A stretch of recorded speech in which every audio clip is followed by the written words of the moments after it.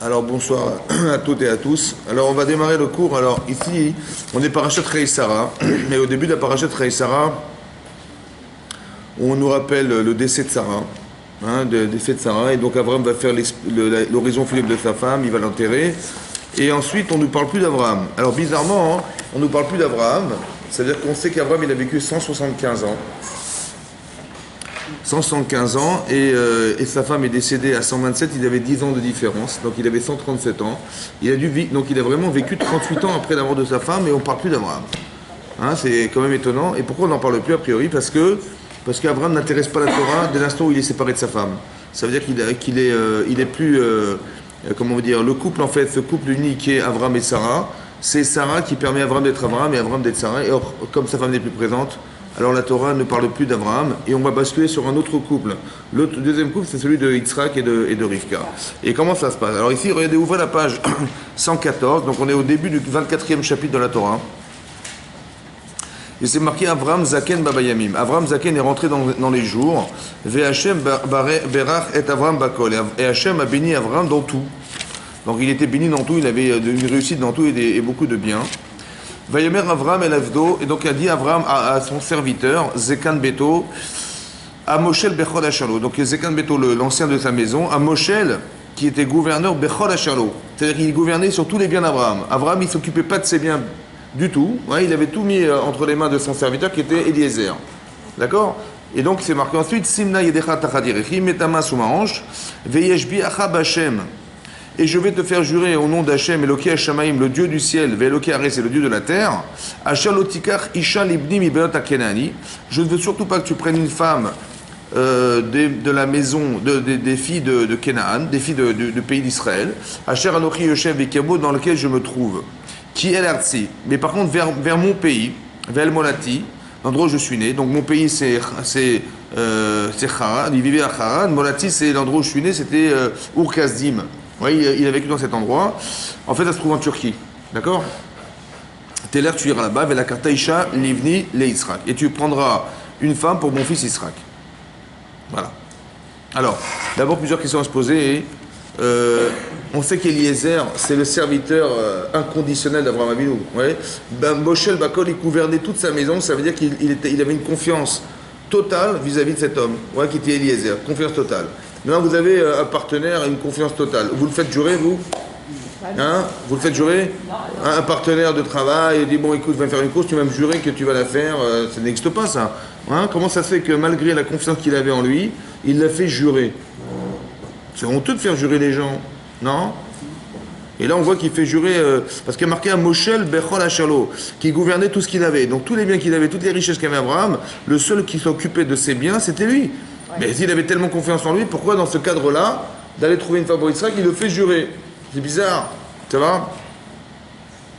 À part ça, ce qui est bizarre aussi, c'est la lumière qui s'éteint. À part ça, ce qui est bizarre, c'est que pour trouver une femme pour Yitzhak, qu'est-ce que fait Abraham? Il va demander à quelqu'un de trouver une femme pour son fils.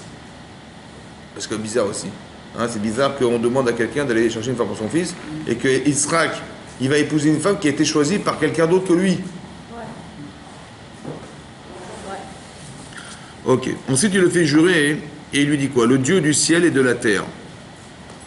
Le Dieu du ciel et de la terre. C'est bizarre, le Dieu du ciel et de la terre.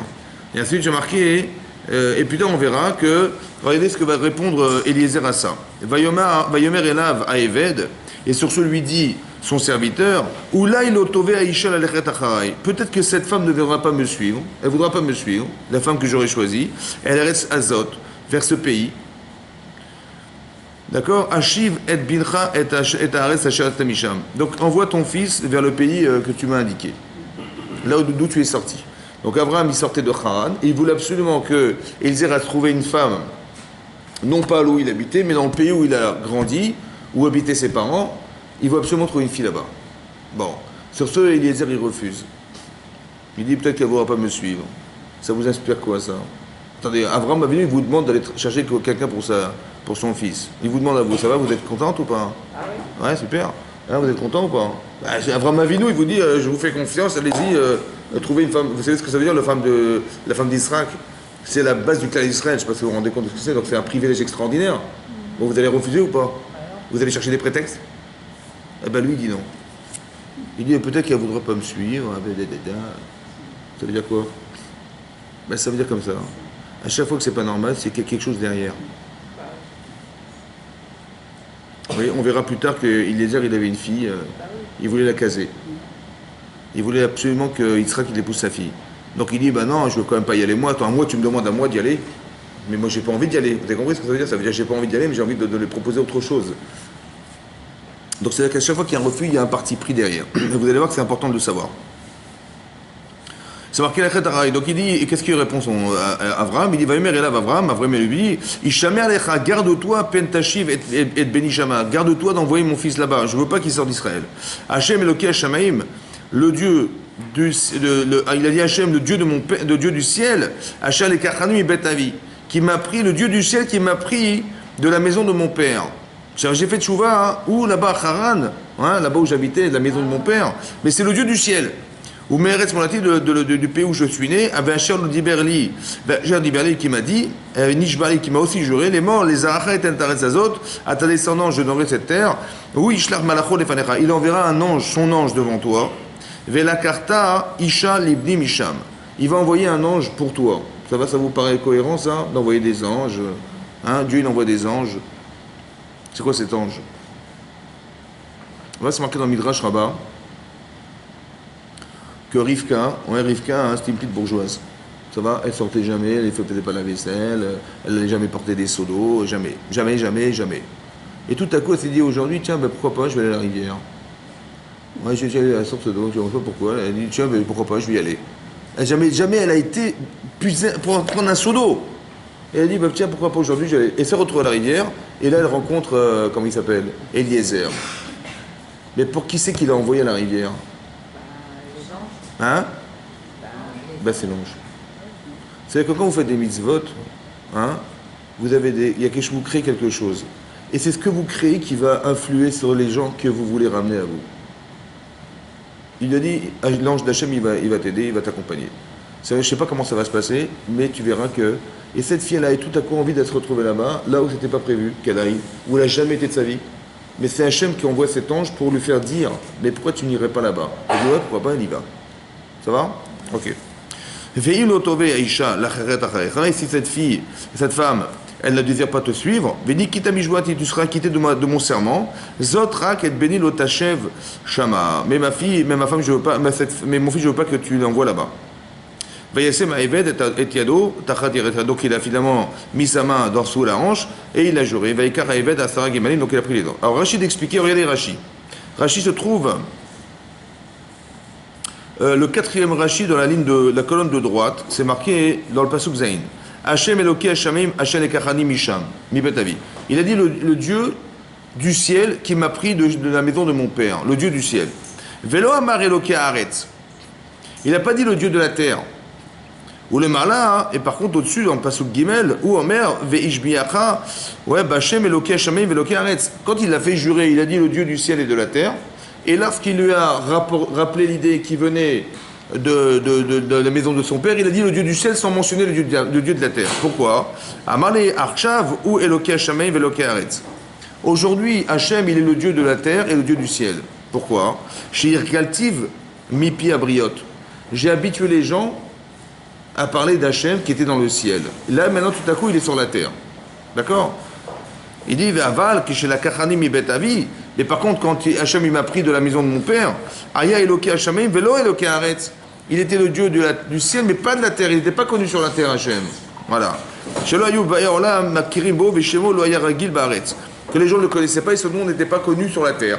Qui c'est qui a fait répandre l'idée qu'Hachem existe sur la terre? C'est grâce à moi, Abraham, qui a fait répandre. Là aujourd'hui, il est connu dans le ciel de la terre. Avant, quand il m'a pris de la maison de mon père, il était connu que dans le ciel, mais pas sur la terre.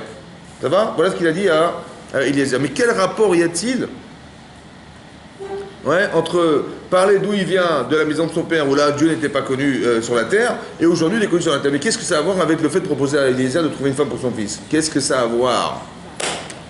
Qu'est-ce que la Torah a voulu dire? Qu'est-ce que ça a à voir? Quand le fait qu'il ait dit, tu sais quoi, il faut trouver une femme pour mon fils, mais tu vas la prendre d'où je viens, de la maison de mon père, où là Dieu n'était pas connu sur la terre, que dans le ciel. Maintenant il est connu sur le ciel, dans le ciel de la terre. Comment? Pour voir les vraies conditions de l'État. Les vraies conditions de l'État, ça veut dire?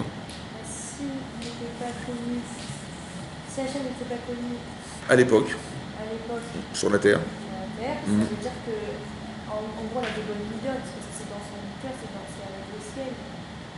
Alors Elle a que des bonnes s'il est midotes. connu sur la terre, c'est un fait qu'Hachem Non, mais il a est là. dit, il a dit aujourd'hui, il est connu, Dieu, sur la terre et partout. Mais à l'époque, il y a, je sais pas, une quarantaine d'années, quand il m'a pris un Hachem de là-bas, il n'était pas connu.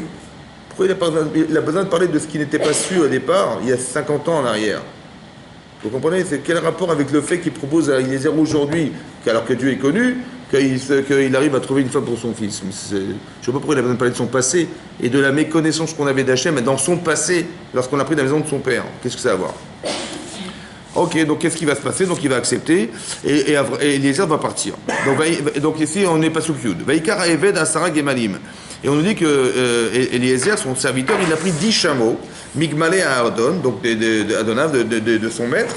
Vayeler Vecholtu Vadonav. Biado, il a pris aussi beaucoup de biens qu'il avait. Vayakom, Vayeler El Aram, Naharaim. Et donc il est allé, il s'est tenu dans cet endroit de Aram, Naharaim. Aram, vous savez qu'on dit Avram. Avram, c'est le père de Aram. Avram est le père d'Aram. Il est devenu Avraham, le père de toutes les nations. D'accord? Donc il habitait à l'époque, il est retourné à Aram, où il habitait en Turquie. Et ensuite c'est marqué Vayavrer à Gemalim Mechus Laïr. Donc il avait muselé les chameaux qu'il avait en dehors de la ville pour ne pas qu'ils mangent dans les endroits qui n'est pas prévu pour ça. El Be'er Maïm, ouais, Vele'et Erev, La'et Sot Ashoevet. Donc il est arrivé devant l'endroit où les filles puisaient de l'eau. Là on puisait de l'eau. Vayomar. Et là il va prier, Eliezer va prier. Bizarrement, il va prier. On lui a demandé d'aller chercher une fille pour quelqu'un, pour Yitzhak. C'est une grande mission pour Eliezer. Et puis aussi, c'est très honorable quand même. On lui a fait confiance, c'est énorme ce qu'on lui a proposé, n'est-ce pas? Ok. Qu'est-ce que vous auriez fait à la place d'Eliezer, vous? Vous êtes un spécialiste des Shidduchim, hein? Et Avraham, il vous a dit, Chazak, je te fais confiance en toi. Qu'est-ce que vous auriez fait, vous, en tant que psychologue et psychanalyste et je sais pas quoi?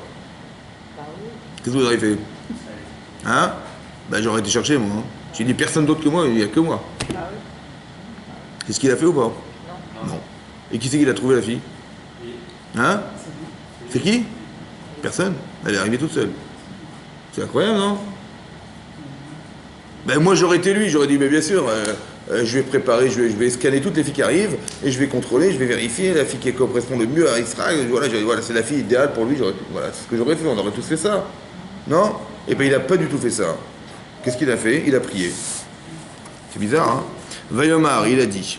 Donc là, il prie. Là, on nous dit la prière qu'il a faite, Eliezer. Vayomar, il a dit. Hachem Eloké Adoni Avraham. Hachem, le Dieu de mon maître Avraham. Akrena Lefanai. Présente-toi à moi par hasard.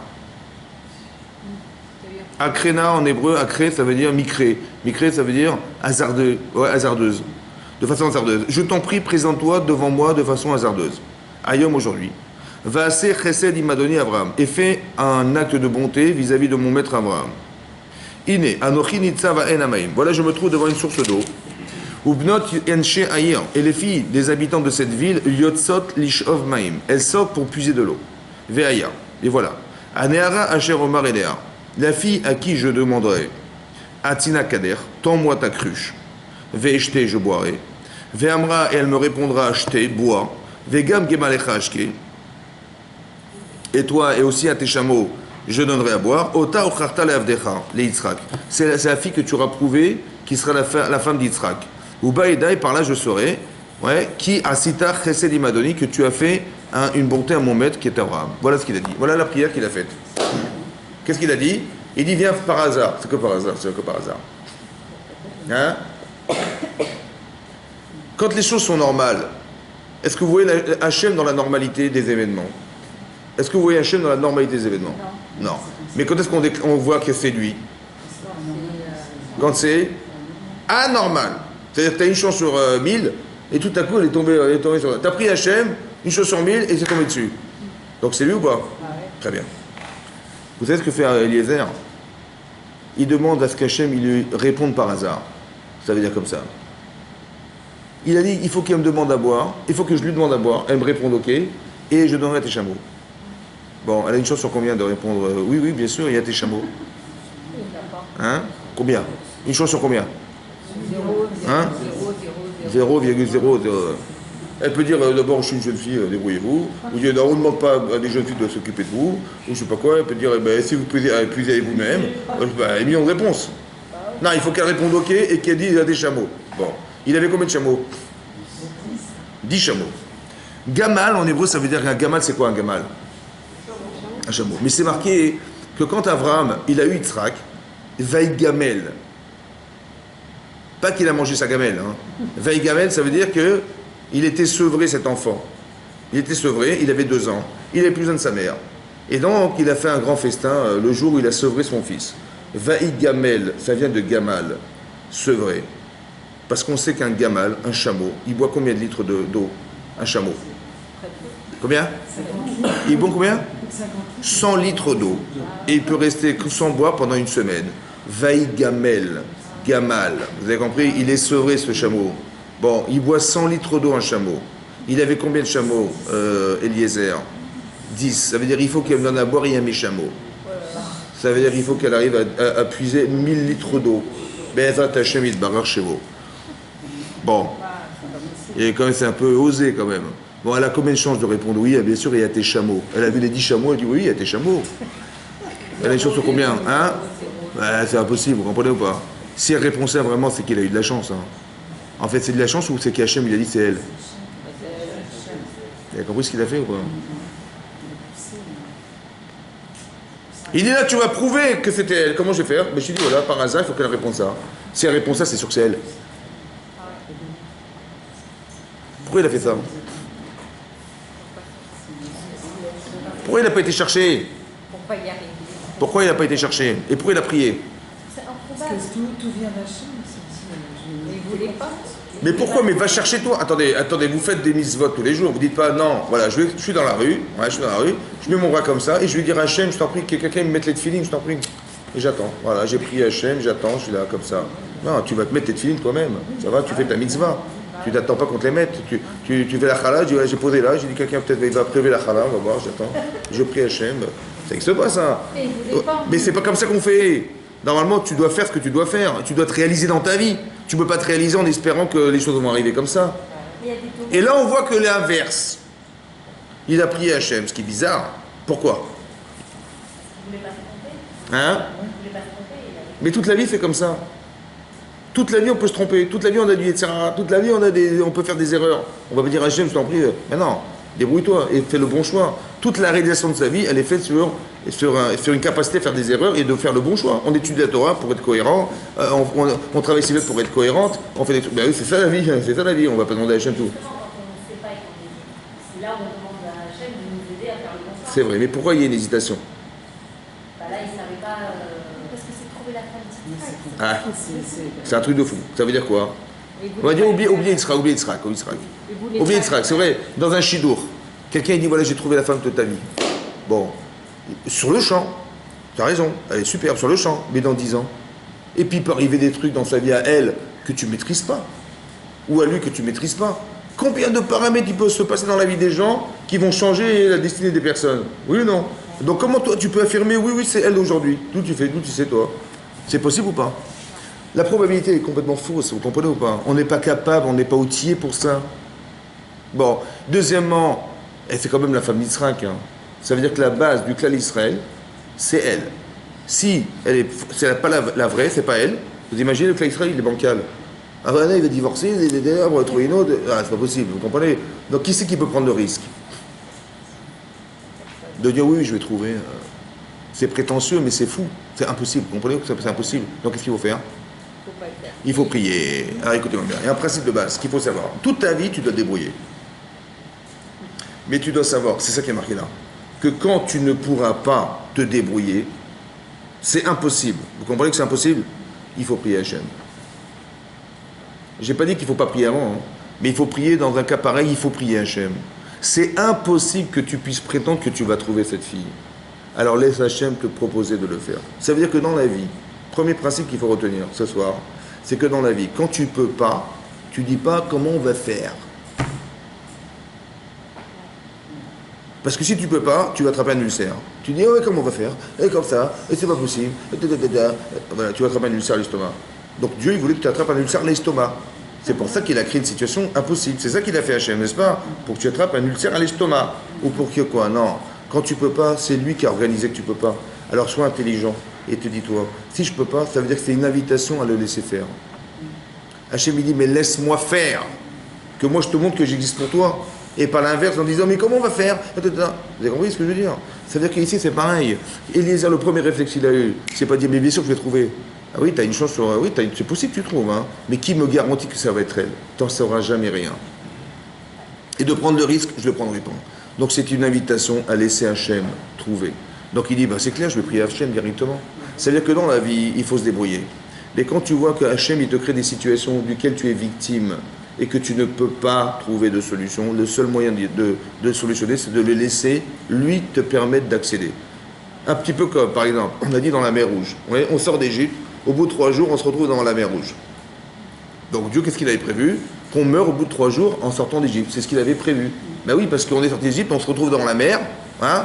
Bon, à droite, à gauche, c'est le désert, et j'entends les galops des chevaux des Égyptiens qui arrivent au galop derrière, avec des armées jusqu'aux dents. Je me retourne et je vois les soldats qui arrivent. Et je vois la mer devant, et je vois le désert à droite, à gauche. Bon, on est pris en étau entre le désert, la mer et les soldats. Qu'est-ce qu'on fait? Hein? Ben, il y en a qui disent, ils ont dit, ben, on va tous mourir. Ça veut dire que voilà, Dieu il manquait des cercueils en Égypte pour qu'on meure dans le désert, voilà ce qu'ils ont dit. Amiblik, Varim, Evitzrem, la mouton, Bar. Il manquait des cercueils là-bas, il manquait là-bas des cercueils pour qu'on meure là.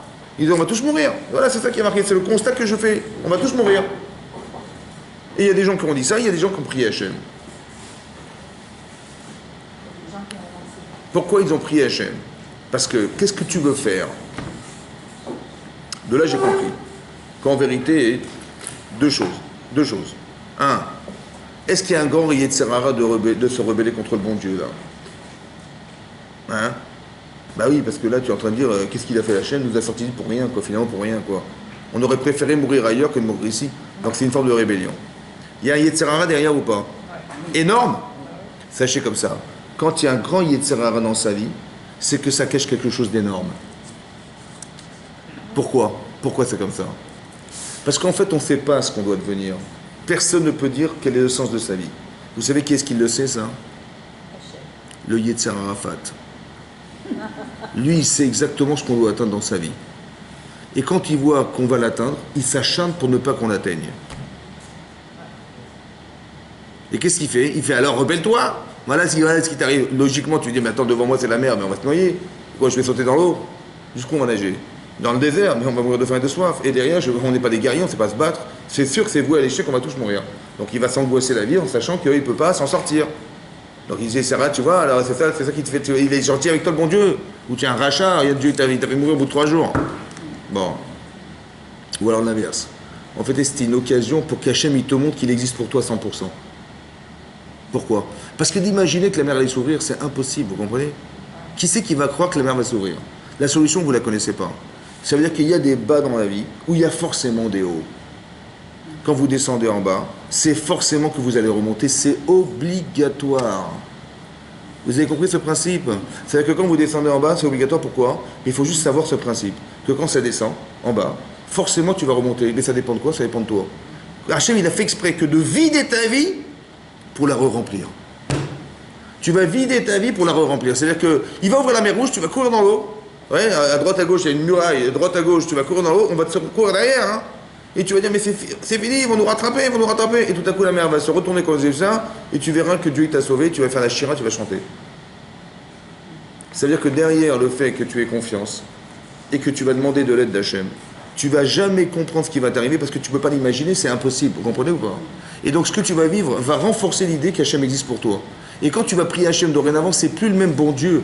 Parce qu'avant, tu avais peur, tu disais, mais il me va abandonner. Et là, tu vois qu'il ne t'a pas du tout abandonné. C'est-à-dire que les descentes sont faites pour être des remontées. Principe de base. Quand je ne peux rien faire, je prie. Quand c'est que Dieu me téléphone et dit, alors qu'est-ce que tu fais? Je dis, ben, il n'y a rien à faire. Mais je dis, laisse-moi faire. C'est exactement comme ça qu'il faut comprendre. Quand tu ne peux rien faire, Hachem, il t'invite à faire. Alors que si tu crois pas en Dieu, tu dis, ben, on est foutu. Donc c'est ça la différence. Vous avez vu, le seuil de la croyance, c'est qu'Hachem il te met dans des circonstances de vie où soit tu rentres dans un mur, soit le mur va s'ouvrir. Et tu ne pourras pas imaginer cette circonstance, c'est impossible. Vous comprenez, il n'y a pas de solution. Comme ici, de trouver une femme pour Isaac, mais qui peut prétendre qu'il va la trouver? D'abord, un, je ne prends pas le risque parce que je ne connais pas, et deux, parce que c'est la base du cas Israël. Je ne vais pas prendre le risque de déformer cette base. Prière. Quand tu peux rien faire, tu pries Hachem. Ça va? Et là, tu vas voir que les choses elles vont se réaliser comme tu l'as pensé. Ok? Maintenant, regardez ce qui se passe. Vaïd Terem, regardez, je continue le texte de la Torah. Donc, il va prier Hachem. Ça va? Ok. Vaïd ou Terem qu'il allait d'Aber. Attention, c'est marqué Terem qu'il allait d'Aber. Avant qu'il ait fini de parler, Véné Rivka Yetzet. Avant qu'il ait terminé sa prière, il y a Rivka qui était là. Elle est sortie du. Bon. C'est incroyable. Asher Yuda et Bethuel, qui était né de Bethuel, Ben Milka, la fille de Milka, Eshet Nachor, Achi Abraham, des Kadal Shirma. Attention. Il a dit, comment il s'appelle? Abraham, il a dit à Eliezer, il faut absolument que tu trouves une fille de ma famille. Bon, il est bien tombé, hein. Attendez, Bethuel, c'est le fils de Milka, qui est la belle-sœur d'Abraham Avinu. Parce que Milka a épousé son frère Nachor. Ouais, ils ont eu 7 enfants, et le dernier enfant c'est Bethuel, et Bethuel il a eu Rivka. Ça va? Donc ça veut dire que Bethuel, c'est qui Bethuel pour Yitzhak? Ben, c'est son cousin germain. Et elle, c'est sa petite cousine. C'est-à-dire, il a épousé vraiment la famille, quoi. C'est un truc de fou, quoi. Et comme ça, par hasard, dites-moi, quand vous priez, avant que vous ayez terminé de prier, juste avant, et les choses se réalisent comme vous avez envie, ou... Je sais pas, je suis en train de faire la tefila. Bon, ben des fois, ça prend 2 ans, ça prend une semaine, ça prend... pour que les choses se réalisent. Et là, ça a pris combien de temps? 1 seconde. Même moins qu'1 seconde, parce qu'avant qu'il ait fini de dire sa phrase, elle était là. Comment c'est possible? Comment comprendre que quand on prie Hachem, les choses, elles se réalisent instantanément?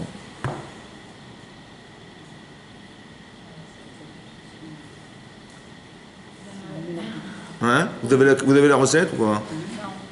Comment c'est possible que quand on prie Hachem, à la seconde avant qu'on ait fini sa prière, elle est déjà là, la réponse? Si la prière est très sincère. C'est-à-dire, comment il faut faire? Dites-moi comment il faut faire. Hein? C'est ça, c'est quoi la recette? Alors, prenez des papiers. Alors, marquez. 2 kilos de farine. Alors, c'est comment on fait? C'est quoi la recette? Vous faites la tefila et instantanément, ce que vous demandez se réalise sur le champ. C'est ce qui a marqué là dans le texte, non? Qu'est-ce que vous avez? Hein? Et c'est évidemment, vous avez raison, donc on va s'arrêter là. Oui, parce que c'était Abraham. Mais c'était Abraham! Ça nous intéresse, on n'est pas des Abraham. Mais je suppose que tout le monde prie, vous n'avez pas tout de suite ce que vous demandez. Et c'est pour ça que je pose la question. Ben, comment on fait? C'est ça l'intérêt du cours. L'intérêt du cours, c'est de comprendre. Hein? Comment on fait pour que la prière, elle se réalise instantanément? Hein? Mais comment tu as... Mais bien sûr, on a confiance en Dieu, heureusement. T'as pas confiance, toi? Alors, et ça marche tout le temps? Hein? C'est-à-dire? L'intensité qu'on peut appuyer. C'est quoi l'intensité? Comment elle se déclare? Hein? Quand on enlève?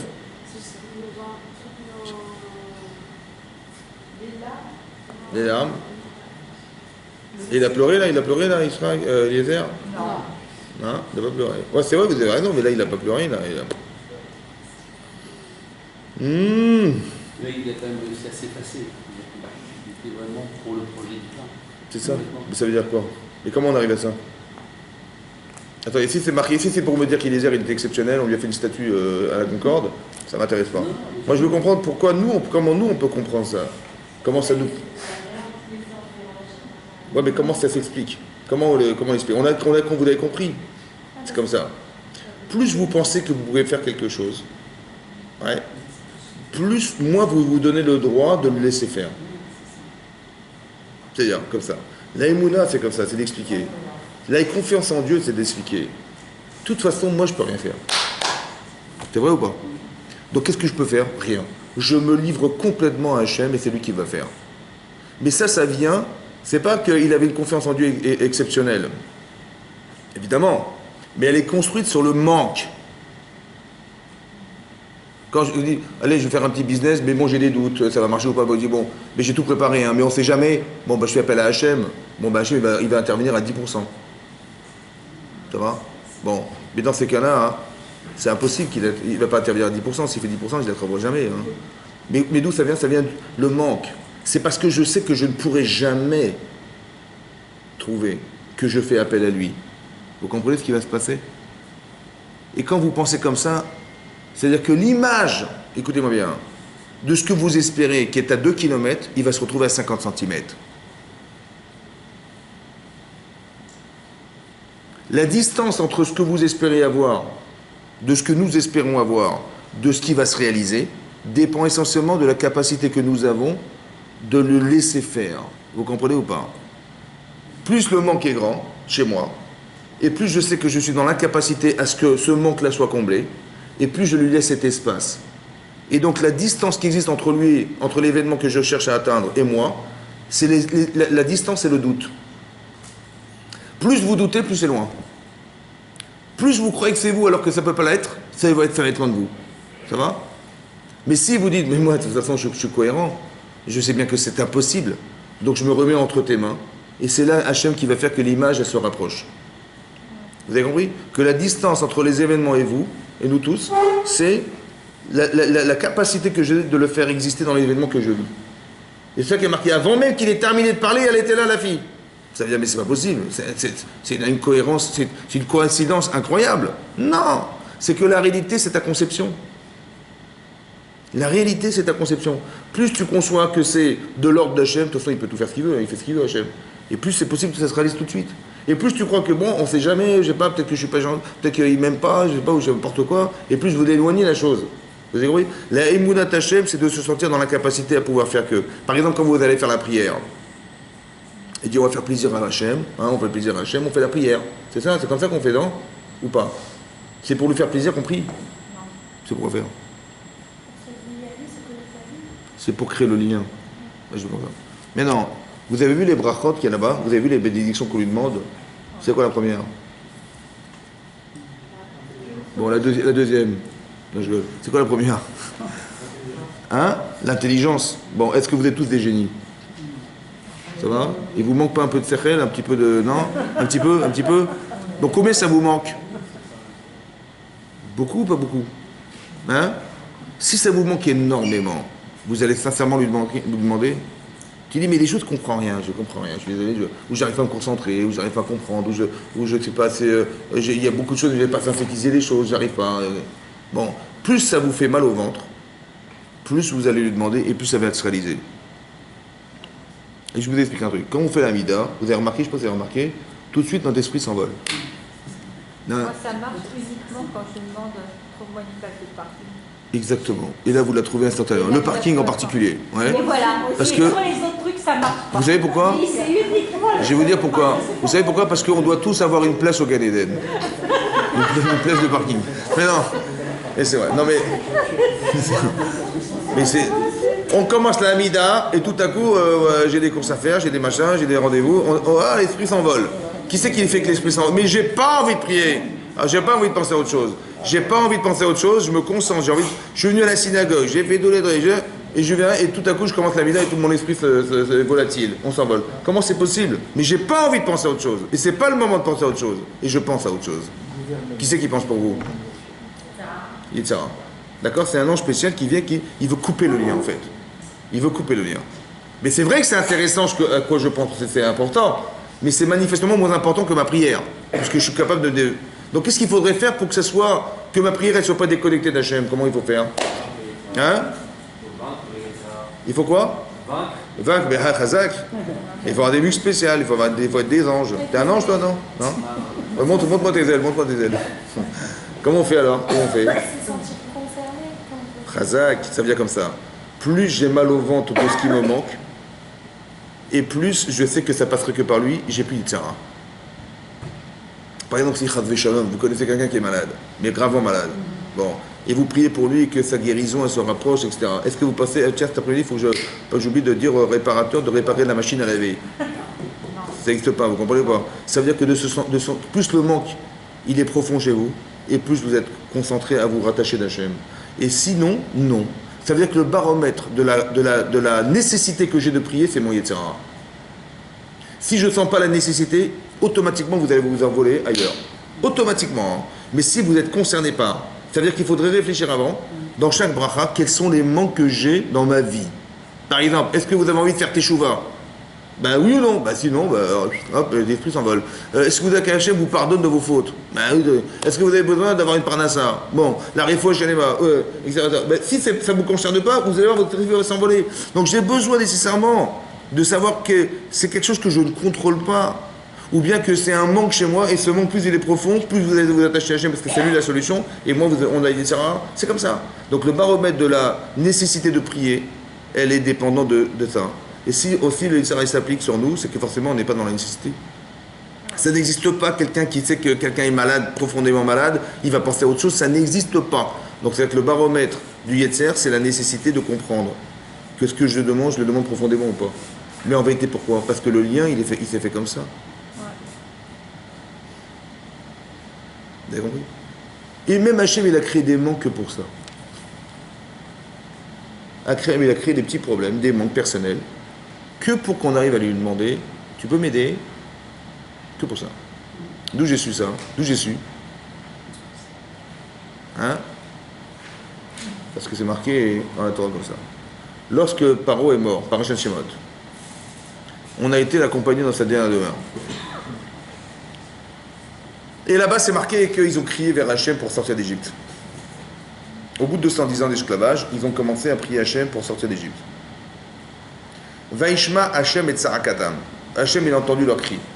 Vaiskor et Berito. Et il s'est rappelé de son alliance avec Abraham, Israël et Yaakov. Et c'est là qu'il a demandé à Moshe Rabbeinu de les sortir d'Égypte. Ça veut dire qu'avant, il ne s'en était pas rappelé Hachem. Vous comprenez ou pas?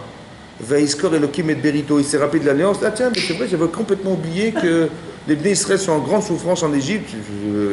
Et donc, il faut qu'on s'en occupe. Hein, c'est ça qu'il a pensé Hachem. C'est ça, hein? Pourquoi il ne s'en est pas rappelé avant? Vous n'avez pas crié vers lui. Et quoi, il faut crier pour qu'il se rappelle? Non, mais le fait que le peuple a crié, il s'est dit ok, s'il crie autant et avec autant d'intensité, c'est qu'ils savent que c'est que moi qui peux contrôler ça. Et en vrai, ils s'en souvenaient toujours, mais c'est les Bnei Israël qui se sont rappelés de ça. Donc son intervention dépend essentiellement de quoi? De notre intervention. De l'intensité de la demande, c'est vrai. Mais ça veut dire aussi comme ça. Vous avez raison. Ça veut dire comme ça. Si on ne demande pas à Hachem, est-ce qu'Hachem il peut nous libérer malgré tout? Oui. Et pourquoi il ne le fait pas alors? Je ne vais pas attendre que mes enfants ils crient de faim. Papa, j'ai faim, pour dire ah bah oui, j'avais complètement oublié de me donner à manger. Ça n'existe pas, ça, vous comprenez ou pas? Bon, mais pourquoi Hachem il le fait alors? Hein? Mais vous savez ce que c'est que la souffrance? Attendez, la Shoah ça a duré 6 ans. Bon, mais là ça a duré 210 ans. Hein. C'est pas simple. Hein. C'était une Shoah, Israël, c'était des camps de concentration, des camps de travail. C'était horrible. C'est quoi Vaïskor et Berito? C'est comme ça. En vérité, Hachem, il attend qu'on lui demande. Vous savez pourquoi? Simplement parce qu'Hachem est invisible. Donc, ce qui va arriver, Hachem, il va envoyer les Américains en Égypte et on va sortir d'Égypte. Qu'est-ce qu'on va dire? On n'a rien demandé, hein. Et tout à coup, les Américains sont arrivés et on nous a sortis d'Égypte. Baruch Hachem. Qu'est-ce qu'on va dire? Merci les Américains. Par contre, si je demande à Hachem, je t'en prie, sauve-moi. Je ne sais pas comment tu vas faire, mais sauve-moi. Et je vois les Américains arriver. Je lui dis, mais évidemment, c'est Hachem qui les a envoyés. Donc, pour que je fasse le lien entre ce qui existe et Hachem, je suis obligé de lui demander. Parce que si je ne demande pas, moi je vais traduire, bah oui, je vais dire, c'est arrivé, bah, c'est grâce aux Américains, c'est grâce aux Russes qui sont entrés en Égypte et qui nous ont sauvés. C'est ça que je veux dire. Mais c'est pas ça que tu dois dire. Tu dois dire grâce à Dieu. Alors comment je vais faire? Il faut que je le lui demande pour que ce que je vais voir, je vais le traduire comme étant la résultante de ma prière. Mais si je ne demande pas, c'est pas qu'il ne peut pas se souvenir, c'est qu'il ne pourra pas investir Hachem dans ce qu'il doit faire parce que ça n'a aucune résultante et incidence sur nous. Vous comprenez ou pas? Donc le seul but, c'est de créer le lien en fait. C'est ça la prière. C'est ça qui est marqué là. Et si c'est sincère et profond et que je sais que ça ne pourra passer que par Hachem, alors c'est instantané, c'est direct. Tout de suite. Vous avez compris ou pas? Il n'y a pas de délai. Pourquoi? À quoi ça sert de faire attendre lorsque les choses sont déjà réalisées par la personne? Si tu as obtenu le lien avec Hachem de façon radicale, à quoi ça sert de faire attendre puisque tu as atteint le but? que j'espérais dit Hachem que ce lien est créé. Alors tout de suite, je réalise. Terem qu'il allait la berce c'était présent, vous avez compris? Le seul truc qu'il faut comprendre, c'est de dire, de toute façon, moi, je suis incapable de pouvoir m'en sortir. C'est impossible, c'est impossible. Donc cette réalité, c'est toi qui l'as créée, je l'ai subie. Tu me demandes d'aller chercher une femme pour Yitzhak, mais de toute façon, cette situation, je la subis, moi, Eliezer. Comment tu veux que j'en trouve une? Et qu'est-ce qui va prétendre pouvoir penser qu'il va la trouver éternam? C'est impossible. Alors je me plie à toi. Et donc, comme je subis quelque chose, et que je le subis, je dis, écoute, je me laisse complètement... je me remets entre tes mains. Voilà, complètement à 100%. Et là, à peine il a fini de parler qu'elle était présente. Ensuite, c'est marqué comme ça. Qu'est-ce qu'il a fait, Eliezer? Ouais. Donc, qu'est-ce qu'il a demandé? Il a demandé deux choses. Il a demandé, un, qu'elle me donne à boire, et deux, à mes chameaux. Pourquoi il a demandé cette chose-là, à votre avis? Parce qu'il a compris que la femme d'Israël, ça doit être une femme de chesed, comme Abraham est dans la bonté. Donc il faut trouver une fille qui soit généreuse dans ses efforts, etc. Donc il a demandé qu'elle me donne à boire et à mes chameaux. Pourquoi il n'a pas dit directement qu'elle me donne à mes chameaux? Mais pourquoi il n'a pas dit que Dieu, il a dit que je prie Hachem qu'elle donne à mes chameaux à boire? Pourquoi il dit que je dois boire moi et à mes chameaux? Pourquoi les deux choses? À moi et à mes chameaux. Si elle est capable de donner à boire à des chameaux, elle peut forcerer à des êtres humains, non? Après, il a dit à moi, il y a des chameaux. Pourquoi à moi, il y a des chameaux? Alors, écoutez-moi bien. Vous êtes dans la rue en train de vous balader avec votre bouteille d'évian, ça va dans la poche, et il y a un type qui arrive en courant, il fait un footing dans le bois de Vincennes, il est en sueur, comme ça, en sueur, il vous voit avec la bouteille d'eau dans la poche. Bon, il dit, mademoiselle, madame, monsieur, ça vous dérange pas, je bois de votre bouteille? C'est ce qu'il a fait, Eliezer, hein? Vous êtes gentil, évidemment, vous avez la bouteille, vous donnez, il boit la moitié. Hop, il vous la rend. Qu'est-ce que vous faites avec la bouteille? Hein? Vous la jetez? Ça se fait pas, devant lui. Pas devant, mais hein? Ah, vous partez? Il va dire, elle est folle.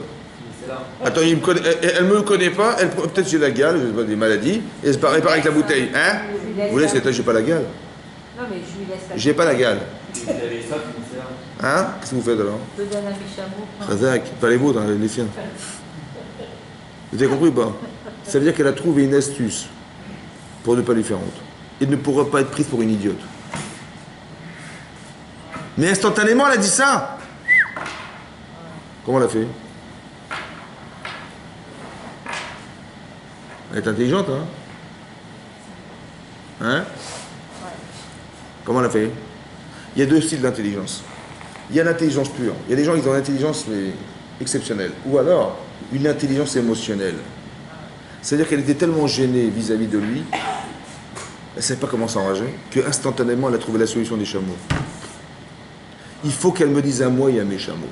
Mes chameaux, c'est la solution à la problématique de est-ce qu'elle a du derech eret, cette fille-là?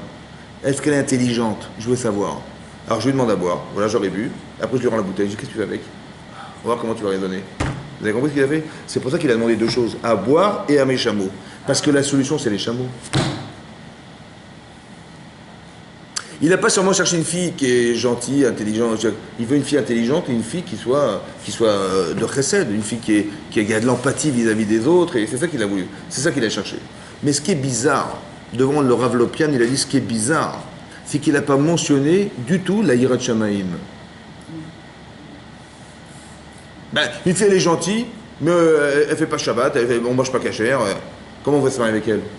C'est dur, non? Pourquoi elle n'a pas mentionné la Yirat Shamaim? Quelle est la crainte d'Hachem? Un petit peu, quelque chose. Comment c'est possible? C'est important la Yirat Shamaim? Bien sûr, d'où on sait que c'est important. Mais là, comme il a demandé à Hachem de choisir la fille, Ouais. Que quoi? cette option, elle s'est cochée. Eh bien, il faut le dire. Il faut le dire. Vous allez voir dans la Gemara, on t'a dit, ce qu'on n'a pas dit, c'est pas dit. Il faut dire, il faut tout dire. D'accord? Et là, bizarrement, il n'a pas mentionné qu'elle soit Yirat Shamaim. Attendez, dans le monde entier. Attendez, on va dire, il a dit, va chercher dans le bon pays. Mais dans ce pays, c'est quoi? C'est haram, mais c'est toutes des idolâtres. D'accord? Donc elle peut être super gentille, super chouïa, elle n'a pas dit Yirat Shamaim. Qu'est-ce qu'on va faire avec? C'est un problème, non? Elle va rentrer dans la maison d'Abraham. Mais elle va épouser Yitzhak. Yitzhak, c'est la Yirat Shamaim par excellence. Et il était prêt à se sacrifier pour Hachem. C'est énorme ce qu'il a proposé. Donc il y a un petit décalage quand même. Non, dans le couple, il y a un petit décalage. Comment ça se fait qu'il n'a pas parlé de ça? À part ça, c'est important, pourquoi? Parce que la 10e épreuve d'Abraham, c'est laquelle? La dernière épreuve d'Abraham, c'est laquelle? C'est la Akedat d'Yitzhak, le sacrifice d'Yitzhak. Et qu'est-ce que lui a dit l'ange pour l'arrêter? Il lui a dit stop, arrête-toi. Ata yadati, maintenant je sais, qui est le kimakal que tu crains Hachem.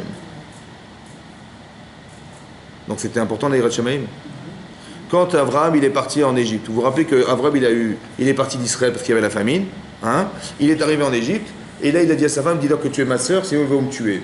Bon, qu'est-ce qui se passe? Donc il arrive en Égypte, il avait caché sa femme dans une boîte, finalement les douaniers ouvrent la boîte, ils voient cette femme superbe, il dit mais cette femme c'est qui? C'est qui cette femme? Il dit dis-leur, c'est ma sœur.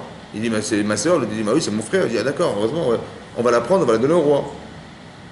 Il a dit, ne dis pas que c'est mon mari, hein, parce qu'ils vont me tuer sinon. Bon. Et qu'est-ce qui se passe? Donc on l'amène chez Avimelech, et Hachem il vient en rêve chez Avimelech. Et il lui dit, il ne faut pas toucher cette femme. Hein. Pourquoi? Si tu la touches, tu meurs. Il dit, mais qu'est-ce que j'ai fait? Un goy, gam tzadik, t'es un rogue. Quand une nation tzadik comme nous, tu vas nous tuer. Je suis innocent. Il m'a dit que c'est sa sœur, moi j'ai écouté. Hein. Il a dit, oui, d'accord, c'est très bien, mais il est Navi, Abraham. Vous savez ce que dit la Gemara dans Makot? Elle dit, il est prophète Abraham. Il est chacham en fait. Il est intelligent Abraham. Pourquoi? Parce que qu'est-ce qu'il dit lui? Il dit, mais moi j'ai rien dit. Moi j'ai rien fait. Je lui ai demandé qui elle était. Il m'a dit que c'est sa sœur. Je lui ai épousé sa sœur. Je dis, mais attendez, pourquoi il a menti? Hein? Parce que c'est clair que quoi? Que si il va te dire la vérité, qu'est-ce que tu vas faire avec? Ben, ils vont. Hein? Donc en vérité, il était obligé de te mentir. Donc qu'est-ce que tu te caches derrière? Tu fais un petit camouflage, soi-disant, mais moi, nous, on n'a pas de problème. Moi, j'ai demandé, est-ce qu'on demande aux gens, quand ils viennent avec une femme, on dit, c'est qui cette femme? Ça te demande ça? Hein? Ça te demande ou pas? Non. Donc il a très bien compris que si tu lui poses la question, c'est que tu veux lui prendre sa femme. Donc il est obligé de mentir. Et il a dit, mais et quand Avimelech, il a dit à Abraham, mais pourquoi tu as failli nous faire fauter dans ce pays, on a failli épouser ta femme, alors quand tu nous as dit que c'était ta sœur, comment tu as osé faire une chose pareille? Il a dit, j'ai su que En Yirat Shamayim Bamakom Hazeh. Il n'y a pas d'Yirat Shamayim ici. Ça veut dire quoi, il n'y a pas d'Yirat Shamayim? Ça veut dire que tu peux t'enfermer toute ta vie dans une bonne éducation, dans je sais pas quoi, dans des... Hein? Mais en vérité... Tu peux tromper les gens en te disant mais moi j'ai aucun scrupule, j'ai pas de problème. De toute façon je suis le roi, donc soit je le fais en cachette, soit je dirais mais de toute façon c'est pas de ma faute. Moi je lui ai demandé, il m'a dit que, alors qu'en vérité tu mets des lois dans ton royaume où toutes les belles filles du royaume elles vont se retrouver chez toi et que si le type il veut pas, on va le tuer de toute façon pour obtenir le résultat que tu espères. Donc puisque tu crées des règles pareilles, mais évidemment qu'Abraham il va mentir évidemment. Il va dire mais moi j'ai rien fait moi. Vous avez compris ce qui se passe? Il faut un peu d'Yirat Shamayim pour se rendre compte qu'on dit n'importe quoi. Si le type il dit, mais s'il craignait Hachem, comme il devait craindre Hachem, il dit, mais en vérité, c'est une astuce. Vous comprenez? Je suis en train de lui prendre sa femme, peut-être sa femme, en prétextant que c'est peut-être que je fais aucune faute. Vous comprenez? Il dit, mais moi j'ai rien fait, moi. Mais si tu as un peu d'Yirat Hachem, tu te rends bien compte que tu es en train de tuer les gens pour te procurer une femme. Indirectement. Un petit peu quand même, non? Alors quand tu as un peu peur de ce que tu vas dire et de ce que tu vas faire, peut-être tu vas faire attention. Il dit, il n'y a pas d'Yirat Shamayim dans cet endroit. C'est-à-dire que c'est très très important la Yirat Shamayim, pour ne pas se tromper dans sa vie. Ok? Donc il dit ça. Donc pourquoi il n'a pas mentionné la Yirat Shamayim? C'est quand même bizarre. Pourquoi dans la proposition que fait Eliezer à Hachem, il ne dit pas je veux une fille chesed intelligente et qui est la crainte d'Hachem? Évidemment, c'est comme ça qu'il faut, non? Il n'a rien demandé. De là on apprend un grand yesod dans la vie, écoutez-moi bien. Que l'essentiel, c'est les midotes. Des gens qui ont des qualités humaines, ils vont venir à la Torah, ils auront la Yirat Shamayim. Mais s'ils n'ont pas. Regardez la preuve. Ce que dit le Rav Lopian, la preuve. Quand il a dit à Eliezer, je veux que tu me trouves une fille, ouais, je vais te faire jurer sur le Dieu du ciel et de la terre, et tu dois me jurer sur le Dieu du ciel et de la terre, parce qu'aujourd'hui Hachem il est connu grâce à moi sur la terre, mais quand j'étais chez mon père, il était connu dans le ciel, mais pas sur la terre. Voilà ce qu'il a dit. Oui ou non? Pourquoi il a dit ça? Vous savez pourquoi il a dit ça? Pour dire comme ça. Mon père c'est un idolâtre? Oui ou non? Bon. Mais ça l'a quand même pas empêché d'avoir 2-3 enfants. Il a eu Haran, il a eu Abraham et il a eu Nachor. Et comme incroyable, hein, c'est qu'Abraham il a épousé la fille de Haran, qui était son frère. Mais Haran il est mort, mais il a épousé sa femme. D'accord? C'était Sarah. Et son fils, il va épouser la descendance de son frère, qui est Nachor. Parce que Nahor, il a posé Milka qui ont eu Bethuel, et Bethuel, il a eu Rivka. C'est marrant que c'est resté dans la famille. Mais c'était un idolâtre. Ça veut dire que malgré que mon père était idolâtre, Hachem n'était connu que dans le ciel et pas sur la terre, tu vois bien qu'il a eu un mérite ou pas? C'est grâce à quoi qu'il a eu ce mérite, à votre avis? Parce qu'il a éduqué ses enfants dans la droiture, parce qu'ils avaient des qualités humaines, ces enfants. Et ces qualités humaines, un jour, elles ont fait qu'Avram, il a été Yireh Shamayim. Mais dis l'inverse maintenant. Quelqu'un, il est de l'insolence, et de la vulgarité, et du mensonge, etc. D'accord? Comment tu veux que cette personne-là, elle puisse un jour avoir de la Yireh Shamayim? C'est impossible. C'est pour ça qu'il a dit, je ne veux pas des gens qui vivent en Eretz Israël.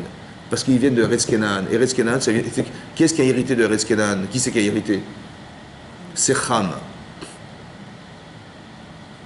Cham, ouais, il a hérité d'Eretz Kenan. Son fils, il est arrivé Kenan, c'est son premier enfant, il a eu le droit de vivre en Israël. Cham. Qu'est-ce qu'il a fait, Cham? Le fils de Noach. Qu'est-ce qu'il a fait? Il a foutu dans l'arche, oui, à part ça. Quand ils sont sortis de l'arche, son père, il s'est saoulé, vous vous rappelez ou pas? Noach s'est saoulé. Qu'est-ce qu'il a fait? Hein? Chazak ou Baruch. Il a fait deux choses. Il a marqué, il a vu la nudité de son père. Ouais. Il y en a qui disent qu'il a castré son père, carrément. Il y en a qui disent qu'il a une relation sexuelle avec son père. La histoire ou vite chose. Ouais. Ça c'était Cham, ça. Ouais, c'est Cham. Rashi là-bas, il explique pourquoi. C'est dans sa il dit pourquoi il a fait ça, comment il a castré son père. Pourquoi il a fait ça? Chazak. Il a dit comme ça. Pour l'instant, on est trois frères. Ils sortent de l'arche de Noé. Ils sont trois frères et le monde est livré à trois. Mais si mon père il a un quatrième enfant, il a dit Noach, Cham. Si mon père il a un quatrième enfant, qu'est-ce qui va se passer? Ben, il risque de faire qu'on va être 2 contre 2. Et 2 contre 2, Caïn et Evel, ils se sont entretués et il y en a un des deux qui a tout perdu. J'ai pas envie de tout perdre. Alors on va rester 3. Comme ça, si 2 se disputent, le troisième les dissuadera de ne pas se disputer. Ça va, il y aura toujours une personne qui va raisonner les 2 autres. Mais si on est 4, c'est impossible. Il ne faut pas que mon père ait un quatrième enfant, sinon je vais perdre. Il va castrer son père pour ne pas perdre. Vous avez compris pas? Qu'est-ce qu'il a dit Noach? Il a dit ta quatrième enfant, il sera évêque à ses frères. Ton quatrième enfant, parce que tu m'as privé d'un quatrième enfant, ton quatrième enfant, il deviendra un esclave à tout jamais de ses frères. Pourquoi esclave à tout jamais de ses frères? Quel rapport avec la choucroute? Quel rapport? Qu'il ait castré son fils, son père, et l'autre il va devenir un esclave. Est-ce que vous comprenez le français? Non. Alors l'explication c'est la suivante. C'est quoi un esclave? Un esclave, c'est quelqu'un qui travaille pour les autres. Qu'est-ce qu'il gagne, lui? Tout ce qu'il fait, c'est pour les autres. Vous savez ce qu'il a compris, Noach? Que Cham, il était tellement rachat dans son égoïsme personnel, parce que d'aller castrer son père pour ne pas perdre, il faut être un fou furieux. Hein. Il a dit, il va falloir que toute ta vie, et toute la vie de tes enfants, jusqu'à la fin des temps, ils soient des avadim. Ça veut dire d'exercer quelque chose au service des autres et pas au service de soi. C'est ça, Yved. C'est-à-dire que psychologiquement, il a dit, la seule manière de te changer et de changer ta descendance, c'est qu'ils arrêtent de penser à eux. Vous avez compris ou pas? Eliezer, il descend de qui, Eliezer? Alors regardez, ouvrez la paracha, exactement, ouvrez la paracha un peu plus tard dans la Torah. Vous savez, ce passage qui est marqué dans la Torah, il est répété dans la Torah. Lorsque Eliezer, il a finalement trouvé Rivka, il est parti chez le beau-père d'Israël, qui était Bethuel. Et là-bas, la Torah, elle répète exactement ce qu'il a fait avec... il a prié, etc., etc. Il a dit, et j'ai demandé à mon maître m'a demandé d'aller chercher une femme pour Israël, et je lui ai dit, Oulaï, peut-être qu'elle ne voudra pas me suivre. Et ça, il l'a répété quand ça a été redit dans la paracha lorsqu'il a dit ça au beau-père de Yitzhak. Ça va? Et là-bas, regardez Rashi. Alors, regardez... Alors là, ça se trouve ici. Ouais. Voilà. Ouvrez la page 122. On est dans le 24e chapitre, Pasuk Lamed de Chet, le 38e verset. Il a dit Veimlo el bet avi teler el mishparti la karti shalibni. Après il est marqué Vayomar, il a dit. Elle a donné à j'ai dit à mon maître, il a dit Oula ilo teler aisha acharai. Peut-être cette fille ne me suivra pas. Voilà ce qu'il a dit. Et là vous voyez, regardez Rashi le pasuk la met tête. Regardez Rashi. Oulai lo teler acharai lesha aisha elai ktiv Vous avez marqué Oulai en hébreu, ça veut dire peut-être. Mais Oulai, ça s'écrit Aleph, Vav, Lamed Yud. Mais là, c'est marqué Aleph, Lamed Yud. Il manque un Vav. Pourquoi il manque un Vav? Alors Rashi explique. Bat Aïtalo la Eliezer. En fait, il avait une fille, Eliezer. Vaya Mechazer Limso Illa. Et donc, il a été rechercher une manière de ruse. Ouais, Vayomer, il a dit un prétexte, il a dit Vayomer Avram Lifnot Elav les Asito Levito. Il a dit je vais trouver un truc pour faire marier ma fille à Yitzhak, c'est ce qu'il voulait. Oui. Ce Oulai, pourquoi il est plein le Oulai? Pourquoi il est plein le peut-être? Parce qu'il est plein de parti pris. Quand il a dit peut-être qu'elle ne me trouvera pas, ce peut-être il est plein d'un parti pris. Lequel? Ce refus d'aller chercher, c'est parce qu'au fait derrière il y avait un parti pris, lequel de marier sa fille. Donc le Oulai il est plein. Mais là il est vide. Pourquoi il est vide le Oulai? Pourquoi il manque un Vav? Parce qu'il a compris qu'il s'était trompé. Sa femme, c'est pas sa fille, ce sera une autre femme. Donc il a éliminé son parti pris. D'accord? Hein? Amarlo Avraham, il a dit à Avraham, il lui a répondu béni Baruch, mon fils est béni. Ve'ata Arour, mais toi tu es maudit. Ve'en Arour medubak be Baruch. Et on ne peut pas coller les deux parce que ta fille elle est maudite et mon fils il est béni. Chazak ou Balour, ça se dit ça, hein? Il a dit à son évêque, son serviteur adoré, il dit je suis désolé, c'est pas possible, tu es maudit et je suis béni. On ne peut pas se coller. Je suis désolé, c'est comme ça. Yaït. C'est quoi, vous savez quoi en gros? Ça veut dire quoi maudit? Hein? Comment? Ça veut dire quoi maudit? Comment ça se traduit? Maudit. Tu es maudit. Ça veut dire quoi tu es maudit? Tu es maudit de quoi? D'être un évêque. Ça veut dire que Noach il a estimé que quoi? Hein? Qu'il fallait que tous tes descendants jusqu'à la fin des temps, ils soient des serviteurs des autres. Pour combler le manque de croire que toute la vie, tous les gens sont à mon service. Je vais castrer mon père, je vais... Non, ça n'existe pas ça. Pour changer ce défaut-là, il faut absolument que tu vas expérimenter ta vie en faisant des actes permanents au service des autres. Combien ça va prendre de temps? Toute ta vie et toute la vie de tous tes descendants jusqu'à la fin des temps. Tellement que c'était profond l'égoïsme de Ham. C'est ça Harour. Harour ça veut dire égoïste. Tu es maudit, ça veut dire que tu es égoïste. Mais moi je suis l'inverse. Je suis au service des gens toute la journée, moi c'est l'inverse. On ne peut pas se coller. Vous avez compris pas? Il a parlé d'Yirat Shamayim là? Pas du tout. Il a parlé des Midot. Il a dit mais ta fille elle est super, Yirat Shamayim elle est extraordinaire. Elle a fait un séminaire fantastique en Israël. Mais elle n'a pas des bonnes midotes, on ne peut pas rentrer ensemble. Vous avez compris pas? C'est l'inverse qu'il faut comprendre. Que quelqu'un qui a des qualités humaines, il peut être attaché à la Torah, celui-là. Mais celui qui n'en a pas, c'est pas possible. Ça n'a rien à voir avec la Yirat Shamayim. La Yirat Shamayim, c'est la conséquence des midotes. Si quelqu'un il est foncièrement bon, il peut comprendre qu'Hachem est bon et qu'il peut comprendre plein de choses, il peut avoir des Yirat Shamayim. Parce que ça lui parle. Vous avez compris? Les gens qui sont attirés par la Torah, ils ont forcément des midot tovot. Ça n'existe pas le contraire. Un type qui est ingrat, qui est jaloux, qui est je sais pas quoi, la Torah ça le dérange parce qu'on lui demande de faire une chose qu'il n'est pas. On dit il ne faut pas être jaloux, il ne faut pas voler, il ne faut pas tuer. La Torah ça l'intéresse pas. Donc forcément il faut avoir des bonnes midot pour pénétrer dans le monde de la Torah. Imen derech eretz en Torah. Si tu n'as pas une façon de vivre cohérente dans ta vie, tu ne peux pas rentrer dans la Torah, c'est impossible. C'est pour ça qu'il n'a pas mentionné la Yirat Shamayim. Parce qu'elle n'en a peut-être pas, mais c'est pas grave, elle va y arriver. Parce que si elle a des bonnes midot, pas des gens de Canaan, des gens qui habitent là-bas. Vous avez vu ou pas? Regardez, ouvrez la parachat Kitetse. Ouvrez la parachat Kitetse. Quelle page? Je vais vous dire tout de suite, avant que je m'énerve. Parachat Kitetse, c'est dans le Sefer Dvarim. Oui, on est d'accord. Avant, c'est la fin de la Torah. C'est marqué là-bas, hein. On est dans le 23e chapitre, donc on est à la page. Je vais vous dire exactement. Hein? 1108. Alors. C'est marqué comme ça.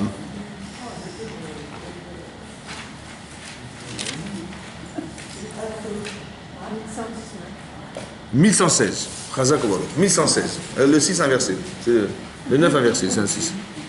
1116, vous avez trouvé? Passouk Gimel. Donc on est dans le Perek 23 de la Parashat Kitetse, Passouk Gimel. Donc 23e chapitre, 3e Passouk. C'est marqué Lo Yavo Mamzer Biklal Hashem. Les Mamzerim ne feront pas partie du Klal Hashem. Du Kaal Hashem, ça veut dire de l'Assemblée d'Israël. Ça veut dire quoi? Ils sont juifs, mais ils ne peuvent pas se marier avec des juifs. Ou juifs. Les gammes de Rassiri, Lo Yavo Biklal Hashem, mais non plus jusqu'à la 10e génération, ça ne marchera pas. Lo Yavo Ammoni ou Moavi. Ammon ou Moab. C'est qui Ammon ou Moab? C'est d'où ils sont nés d'où ce Ammon ou Moab là? Les filles de Lot. Donc Lot, il s'est sauvé de Sédom. Et ses filles, elles ont cru que c'est la fin du monde. Qu'est-ce qu'elles ont dit? L'aînée, elle a dit à sa sœur cadette, on va saouler notre père, et on va aller avec lui, et comme ça on va donner une descendance à notre père. Donc une, elle a saoulé son père, et elle a été avec lui, donc il y a eu un inceste. Elle est tombée enceinte, et sa sœur, elle a fait la même chose le lendemain. Maintenant, la Gemara dans Nazir d'Afkav Gimel, elle dit que la première fois il n'a pas su, la deuxième fois il a dit j'espère qu'elle va me saouler, comme ça je vais. Ah bon? Voilà, Easter. Lot. Mais non, elles ont appelé leur premier enfant, l'appelé Ammon ou Moab. Ammon, c'est quoi Ammon? Moab, c'est quoi Moab? De moi, cet enfant que j'ai, il vient de mon père. Moab. Et Ammon, c'est de ce peuple. J'ai fait un peuple grâce à mon père. Ouais, Ammon ou Moab. Il y a marqué dans la Torah, Lo yavo Ammoni ou Moavi bikal Hashem. Ce peuple-là, on n'en veut pas dans le clan Hashem. Pourquoi? Gam Dora Siri Lo yavo Elahem bikal Hashem. On ne veut pas introduire ce genre de peuple dans le clan Israël. Pourquoi? Parce que lorsque vous étiez dans le désert et vous étiez mourant de faim, à l'époque de Yeshua Binoun, ouais, vous avez réclamé de la boire. Et qu'est-ce qu'ils ont fait? Ouais, Rachid explique là. Il a dit, oui, on va donner du pain. Ils ont donné du pain, de l'eau et de la viande salée. La viande salée. Et après, il dit, prenez à boire. Ils ont donné des gourdes qui étaient vides, pleines d'air. Ils ont fait comme ça, ils ont avalé de l'air, ils sont morts. Il dit la cruauté. Donc il dit à cause de ça, hein, on ne veut pas de ces gens-là dans le clan Israël, on les a mis dehors. Ça va? Ça, c'est une halakha. Dites-moi, Avram Avinu, il y a marqué dans la Torah, dans la parashat noire, de l'Ech Lecha, ouais, que c'est grâce à Avram Avinu, par le mérite d'Avram Avinu, qu'on a sauvé Lot. C'est marqué ou pas là-bas? Vous vous rappelez pas? Quand Hachem il a demandé aux anges d'aller sauver Lot, donc il a fait l'hospitalité, il est finalement sorti. Grâce à là-bas, c'est marqué Bisrout Avraham, par le mérite d'Avraham. Donc c'est par le mérite d'Avraham que Lot a pu survivre. Et c'est parce qu'il a survécu Lot, que ses filles, elles ont pu avoir des enfants. Donc le peuple de Ammon ou Moab, il existe grâce à qui? Grâce à Avraham. Et nous, on descend de Avraham. Donc normalement, ils auraient dû nous sauver la vie ou ils auraient dû nous laisser mourir? Alors qu'ils nous ont laissé mourir. Ça veut dire quoi? Ça veut dire qu'ils n'avaient pas des midotes de reconnaissance du bien. Vous l'avez vu ou pas? Pas de reconnaissance du bien. Regardez à la fin de la paracha qui était dessus. À la fin de la paracha qui était dessus.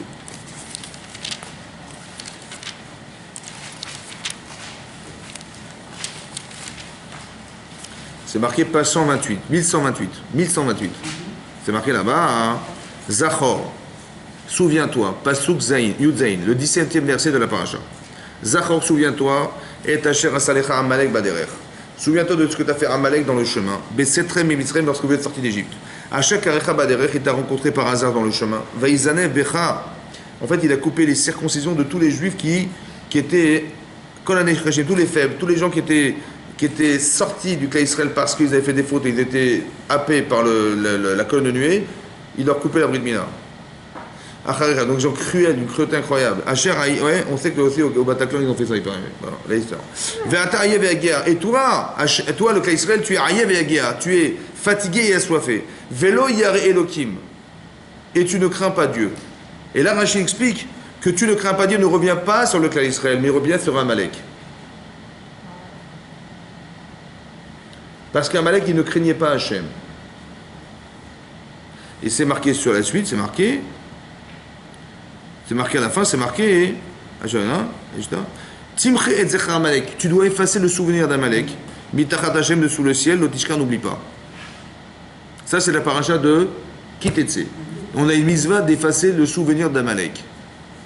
Il ne doit rien rester. Dans la paracha de Béchalach, à la fin de la paracha de Béchalach, c'est marqué. Voilà. Regardez la page 418. Page 418. Pasuk Yud Dalet. 418 Yud Dalet. Ouais, dans le 17e chapitre, de 14e verset. C'est marqué Vayomer Hashem el Moshe. Ktov Zot Zikaron Basefer.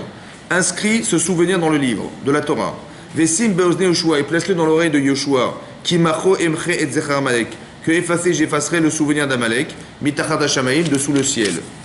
Ouais. Vaïven Moshe Mizbeach. Et donc, Moshe a construit un hôtel. Vaïkra Shemo Hashem d'ici. Il a appelé Hashem mon miracle. Vayomer Kiyad al-Keska. Kiyad, car sa main est sur son trône d'Hachem. Milchama Hashem, une guerre pour Hachem. Ba'amalek contre Amalek, Midordor de toute génération. Et Rachid dit pourquoi il y a marqué Keska, pas marqué qui c'est. Le qui c'est le siège, le trône de Hachem. Il est manquant il est manquant le trône et il est manquant, comment dire, le nom d'Hachem, parce que tant qu'Amalek sera vivant, il sera existant, le trône d'Hachem ne sera jamais entier. Qu'est-ce qui est pire, Ammon ou Moab ou Amalek? Ouais, on va faire des salles à Amalek. Hein? Qu'est-ce qui est pire, Amalek ou Moab? Amalek. Regardez, Hachem il a dit qu'il faut les détruire. Hein? Dites-moi, si quelqu'un d'Amalek veut se convertir au judaïsme, on l'accepte ou pas? Hein? On l'accepte ou pas? Oui. Et si Ammon ou Moab, on a dit que non. Comment ça se fait? Si quelqu'un d'Amalek veut se convertir au judaïsme, on peut l'accepter ou pas? Vous dites oui. Hein? Oui. Mais qui c'est qui est pire, Amalek ou Alors, c'est vrai, comment c'est possible? Si déjà, Ammon ou Moab, c'est moi, Pierre, vous m'avez dit, on l'accepte pas. Alors Amalek qui est pire que pire, a fortiori, on ne devrait pas rentrer dans Israël. Pourtant, on voit qu'on a le droit. Le Rambam, il dit, il n'y a que 4 peuples qu'on ne peut pas rentrer, il n'a pas cité Amalek. C'est bizarre. Et la fin, elle est comme ça. On a le droit d'accepter Amalek dans le comment c'est? Amalek, ils sont convertis pour avoir des midot, tandis que Moab, il n'a pas de midot. Il s'est converti pour avoir des midot, il avait une midot. Ah, il dit comme ça. Pourquoi on doit effacer? À cause de quoi? Parce qu'il n'a pas d'Irat Shamaïm. Il a fait la guerre contre Israël pour casser l'Irat Shamaïm du clan Israël. Parce qu'on est sorti d'Égypte. Il y a eu un miracle fantastique. Tout le monde avait peur du clan Israël et d'Hachem. Il a sorti d'Égypte, etc. Donc ils ont eu peur. Mais qu'est-ce qu'il a fait? Il a refroidi tout ça. Disant qu'il n'avait pas d'Irat Shamaïm. Mais est-ce qu'il avait des midot? Peut-être. Mais il n'avait pas d'Irat Shamaïm. Quelqu'un qui veut se convertir, il retrouve sa Irat Shamaïm. Alors pourquoi pas? Mais vous avez vu? Quelqu'un qui n'a pas d'Irat Shamaïm, on peut lui en donner. Mais quelqu'un qui n'a pas de midot, il ne peut pas rentrer dans le clan Israël. C'est incroyable. Vous avez compris? C'est pour ça qu'Eliezer, il a dit, je veux une fille qui ait des midot. Après, ça s'arrange. Mais quelqu'un qui n'a pas d'Irat Shamaïm, ouais, il peut en avoir. Mais quelqu'un qui n'a pas de bonne midot, il n'en aura jamais de l'Irat Shamaïm. Des midot, c'est des qualités humaines. La crainte d'Hachem. La crainte d'Hachem. Si quelqu'un, il a des bonnes midot, il peut un jour avoir la crainte d'Hachem. Si quelqu'un, il est gentil, il dit merci. Hein? Par exemple, un exemple très simple, vous allez voir que, encore une fois, quand Noach, il a été sauvé du déluge, bon, qu'est-ce qui s'est passé? Les enfants de Noach, ils ont eu des enfants. Et ces enfants-là, ils se sont rebellés contre Hachem. Ils se sont retrouvés dans une région du monde, qui était la vallée de Shinar, et tout le monde entier était concentré dans cette vallée. Bon. Ils ont dit on va faire la guerre contre Dieu, et on va faire une tour, et on va monter au ciel pour lui faire la guerre. Bon, évidemment, c'est pas l'objet, c'est pas qu'ils vont faire la guerre en montant au ciel, c'est incohérent, ça va? Parce que si ils sont fous, on n'a pas besoin d'écrire dans la Torah. C'est d'expliquer qu'ils ont voulu faire une guerre spirituelle contre Hachem, en disant qu'on va essayer d'exploiter le monde sans passer par lui. Bon. Hachem, il est descendu voir la tour et la ville qu'avaient construit les fils de l'homme. C'est marqué là-bas, hein, il est descendu voir la tour et la ville qu'avaient construit les fils de l'homme. C'est qui cet homme? Hein? A priori, c'est qui? Les fils de l'homme. Je sais pas. Rachidi, vous savez qui c'est? C'est les fils d'Adam Arishon. Il y a combien de générations entre Adam Arishon et Noach? 10. Entre Noach et ses enfants, 11, et ses petits-enfants, 12.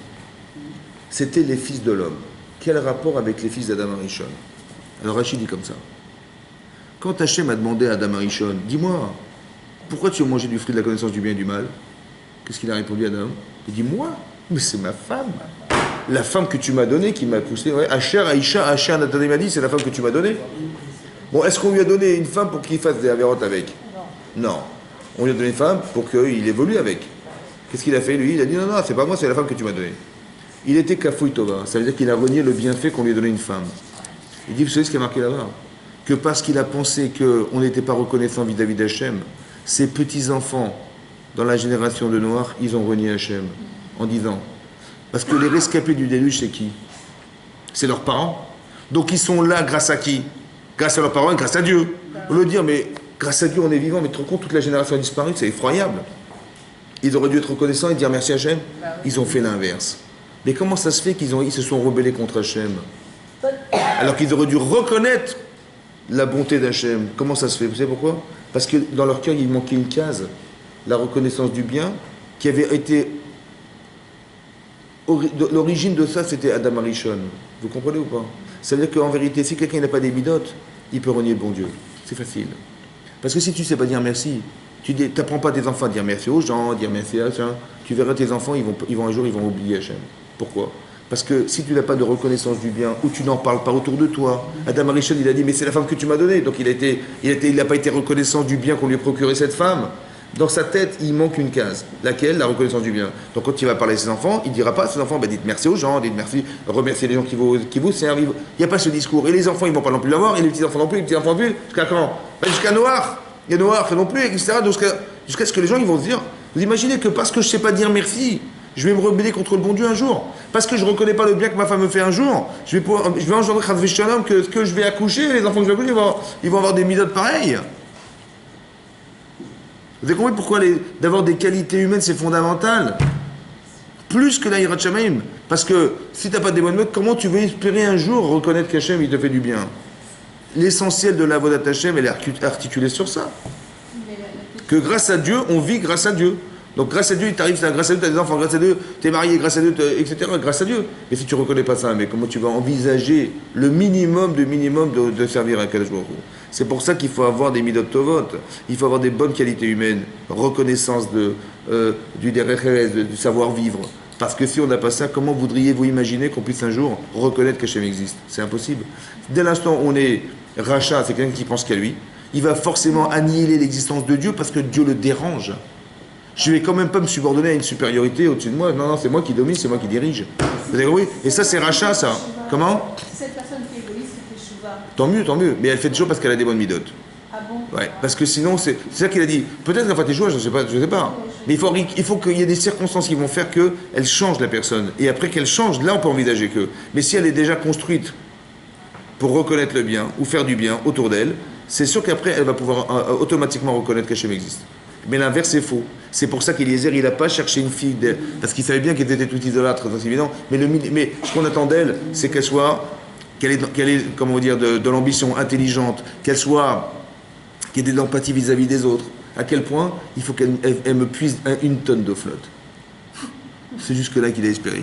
C'est à la mesure de ce qu'est Abraham, vous avez compris, sa famille c'est comme ça. On ne calcule pas, on n'est pas des calculateurs. On ne cherche pas d'intérêt. À la différence, vous avez compris ce que je veux dire? Et c'est ça qu'il faut retenir, c'est ça qu'il a cherché les airs. Donc c'est très important que, c'est ça qu'on recherche chez les personnes. Quand on veut se marier, on cherche les midotes. Après, vous voyez que des gens qui ont des bonnes midotes, ils font teshuva, ces gens-là, facilement. Mais ces gens qui n'en ont pas, c'est difficile, il faut se battre, ils trouvent des arguments, et pourquoi tu m'embêtes, et la Torah c'est moyenâgeux, je sais pas quoi, des histoires. Parce qu'en fait, au fond d'eux, ça les dérange. Parce que ça ne correspond pas à... Ça les empêche de vivre dans leur façon de concevoir la vie. Et ça, la Torah les dérange. C'est pour ça qu'il faut essentiellement trouver des gens qui ont des qualités humaines. Et ces gens-là, après, ils sont attirés par la Torah automatique. Alors, ils peuvent très bien dire, un enfant, il peut très bien dire, ma future femme, elle a des midotes, mais elle n'est pas juive. Elle va peut-être se convertir. Après, c'est autre chose. On ne rentre plus dans le cadre de la rationnelle, carrément, c'est autre chose.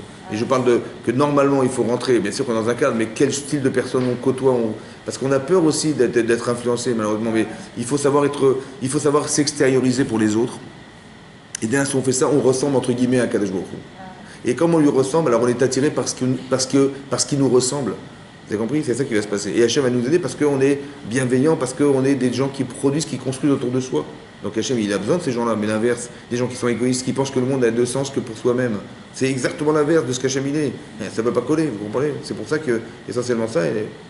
Chazak au Baruch. Chazak, merci beaucoup, merci. Hein? 3 ans. 3 ans. Allez.